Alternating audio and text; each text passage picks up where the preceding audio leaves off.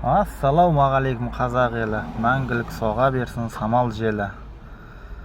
Қалайсыздар менің 5-6 көрермендерім, жақсылар ма? Мынау Лижайший полицей Майша Әбенова мектептің қасындағы мына жердегі 1-2 тапқысы, арық шетінде 1-2 тапқысы. Осыдан 3-4 күн бұрын көргенде бір жолдың шетінде жатқан, білмеймін енді өздері алды ма, или біреу қолды қылып кетті ма. Міне алынып кеткен. Міне тұр екен ғой 1-2 тапқыз. Оны біреу алып кетеді ғой. Осын қараңыздар осыған. Лижайшийдің өзі пәленбай мың ақша тұрады екен. Жалпы айтатыным, осының шегелері шығып кеткен ғой.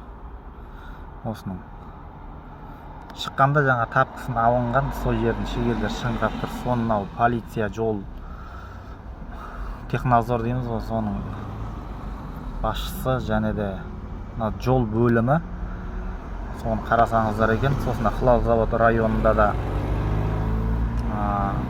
осы Лижайшилердің шегелері қатты шығып кеткен. Соларды да бір назарға алып қарасаңыздар екен.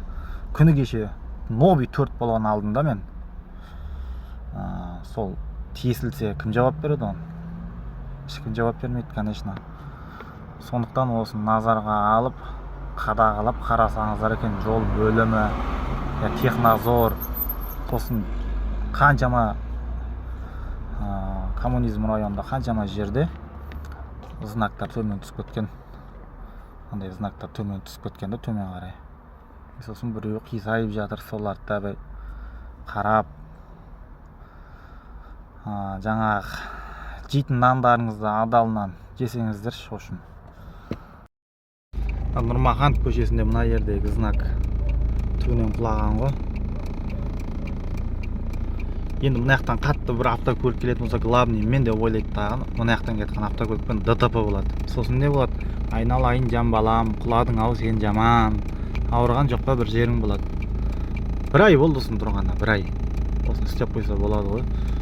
Жол бөлімі, Түркістан жол бөлімі, полиция, технадзор істеп қойыңыздар мынаны.